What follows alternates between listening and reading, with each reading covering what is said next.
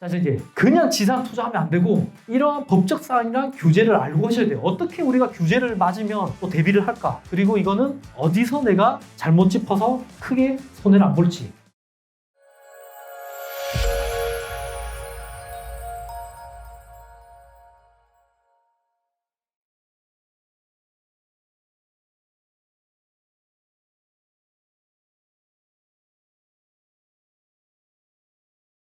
자, 이제 그냥 지산 투자하면 안 되고 이러한 법적 사항이랑 규제를 알고 하셔야 돼요. 어떻게 우리가 규제를 맞으면 또 대비를 할까? 그리고 이거는 어디서 내가 잘못 짚어서 크게 손해를 안 볼지. 첫 번째는 적합업종. 안 되는 거 아셔야 돼. 건설. 최근에 하남의 건설업들 다 쫓겨났어요. 부동산, 세무 이런 거 안 되고 이건 다 지원시설로 들어가요. 그리고 유통, 물류. 그러니까 물류도 사실은 근데 이게 큰 의미가 없는 게요. 그냥 사업자 등록에 경영 컨설팅 하나 추가하면 끝나요. 그냥.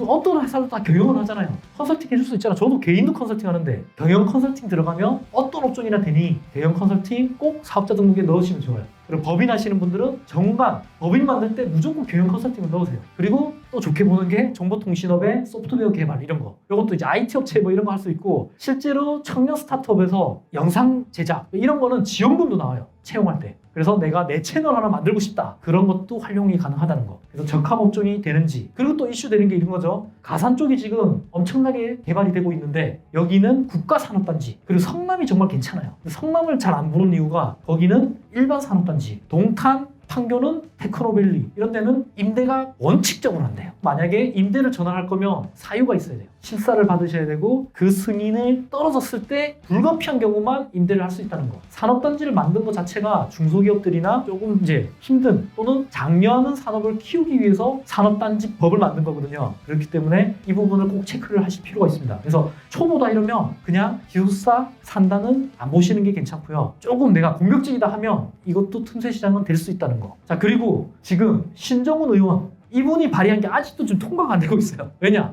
다 안 좋은데 이러한 중소기업까지도 계속 규제를 하면 힘들잖아요. 그래서 아직 통과는 안 됐지만 지산의 투기 전매 제한하겠다. 이제는 분양을 받고 1년 또는 등기를 치고 전매를 할 수 있게도 추가적으로 규제할 수 있다고 예고를 했어요. 하지만 이 또한 아직 진행이 안 되고 있다는 거. 자, 두 번째는요. 관리 감독을 강화하겠다. 적합업종이 들어갔는지 그리고 기숙사라든지 산단 쪽도 체크를 하겠다. 근데 사실 단속이 나와도 문이 다 잠겨 있잖아요. 방법은 없긴 해요. 그렇지만 조심은 하셔야 되고 이게 통과가 돼버리면 잠시 타격은 입을 수 있다는 거죠. 지산도. 그리고 마지막으로 기숙사도 이게 제2의 생숙이 됐어요. 저도 기숙사 2개 가지고 있고요. 기숙사가 최근에 입주를 시작한 다산의 DIMC는 3룸이 피가 1억이 붙었어요. 2룸이 5천에서 6천이 붙었고요. 그것도 매물이 없어요 지금. 왜냐? 인근의 아파트가 25평이 8억 하는데 얘는 2룸이 2억 초반에 분양을 했고요. 3룸이 3억 초반에 분양을 한 거예요. 그러니까 아파트의 40% 가격인 거야. 근데 주택수도 안 들어가고 대출이 70%가 나와. 이러니까 선수들은 조금 아시는 분들은 들어간 거죠. 근데 사실 지산 투자하거나 분양하시는 분의 기숙사 투자하는 사람은 단 한 명도 들어본 적이 없어요. 제가 아마 최초일 겁니다. 다만 조건은 2룸, 3룸 이상만.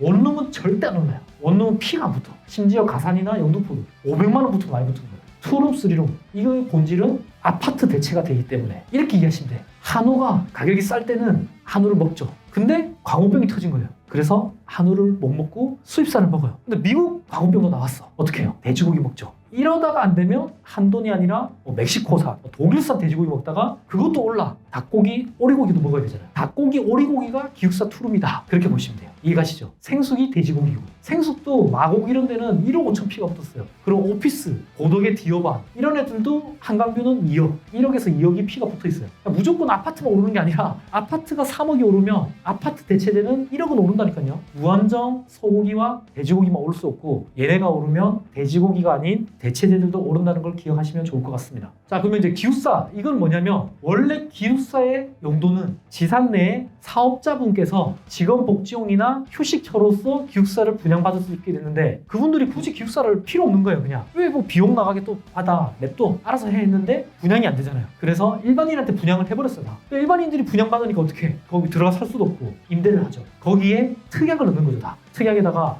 여기는 주거를 할 수 없다고 넣어버려요. 그럼에도 불구하고 세입자가 주거로 한다고 하면 어쩔 거냐? 알 수 없죠. 그래서 현재 고양시와 하남시는 단속을 하겠다고 일단은 경고장을 붙여놨대요. 근데 이게 산진법이랑 국토부에서 건축법이랑 계속 충돌을 해. 산업자원부에서는 야 이거 지산들은 외곽에도 많다. 뭐 포천, 뭐 동탄, 오산 이런 데도 지산들이 많은데 여기 직원들 어떻게 출퇴근 시키냐. 기숙사, 부분 소유 허용해야 된다. 누구나 사게 하고 임대사업자 등록해라. 근데 국토부에서는 야 이게 틈새시장 아니냐. 실제로 작년에 청문회 할 때도 국정감사 때도 또 얘기가 나온 거예요. 이거는 누가 봐도 너무 좋은 투자처다. 기숙사는 대출돼, 주택수 안 잡혀. 거기다가 오피스 못지않게 스타일러 들어가죠. 세탁기 들어가죠. 거기다가 뭐 시스템 오건 다 들어가 있고. 저도 한 달 동안 기숙사를 비워놓고 코로나 열심히면 갈 데가 없잖아요. 거기 가서 음악 듣고 맥주 한잔 먹고 제 아지트로 쓴 경우도 있었어요. 주택수를 안 더럽히니까. 그래서 여기도 이제는 구분 소유를 금지하겠다고 얘기는 했지만 아직 안 되고 있고요. 아직도 산자부와 국토교통부랑 이견이 커요.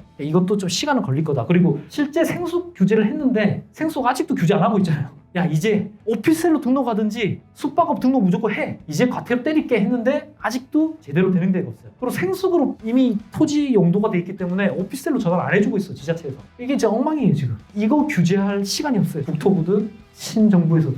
그렇기 때문에 시간은 좀 더 걸리겠지만 대비는 하셔야 된다. 이렇게 되면 어떻게 돼요? 전매 제한되면 전매 시장이 좋아지고 분양은 올스탑 될 거예요 아마. 그때는 전매 분양권이 가치가 많이 올라갈 수 있겠죠. 자 그러면 이제 가장 관심 가지시는 분양의 구조가 어떻게 되냐 프로세스를 말씀을 드리겠습니다. 일단 입주의향서를 쓰게 돼요. 근데 이거 정말 이것도 인맥이 있으면 입주의향서 안 내도 그냥 좋은 옷을 받아요. 시행사 대표 지인들, 분양대행사 임직원들 당연히 임원급이겠죠. 그러니까 이게 아파트는 뭔가 투명하잖아요. 청약홈에 들어가서 청약 통장이 있고 누구나 다 공정하게 하는데 얘네는 개판 5분 전이에요. 그러기 때문에 기회가 있는 거예요.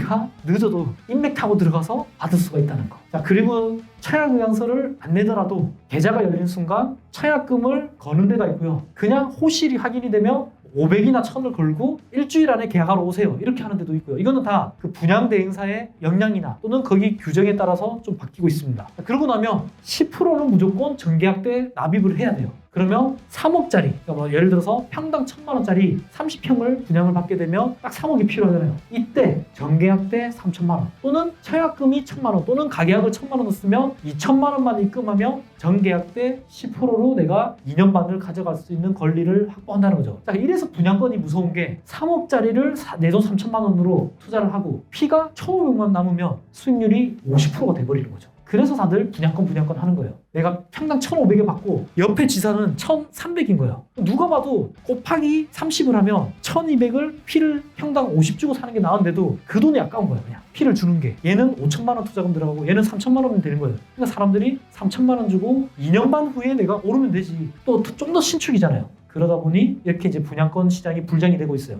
서울 산대장, 가산, 영등포, 마곡 이런 데는 분양받기 거의 불가능해요. 심지어 이제 안양 인덕원, 뭐 과천, 일부 경기, 송도 이런 데도 거의 깜깜이 분양. 홍보를 안 해도 계좌 열리면 3일 만에 입금이 끝나버려요. 그 정도로 지금 핫해요 시장이. 그러고 나면 중도금까지는 대부분 무이자 대출로 진행이 되고 잔금까지 가져가시면 됩니다. 그럼 잔금 때는 대출이 어떻게 나오느냐? 그때는 지정은행을 안 해도 돼요. 그래서 만약에 대출이 안 되는 법인이다 이러면 개인으로 분양을 받고 개인 대표이사가 법인한테 잔금 때 넘겨버린대요. 그때 대형 컨설팅 하나만 매출 만들어놔도 연결된 은행 또는 여기 은행, B 은행, C 은행 다 찔러서 대출을 만들어낼 수도 있어요. 이것도 또 조심스러운데. 아무튼 진짜 궁금하신 분은 따로 말씀을 주시면 저희가 좀 안내를 드리겠습니다. 이제 본격적으로 Q&A를 한번 해보려고 하는데요. 앞에 말씀드린 대로 개인 사업자와 법인 사업자 어떤 게 낫느냐? 이왕이면 법인이 좋긴 해요. 왜냐?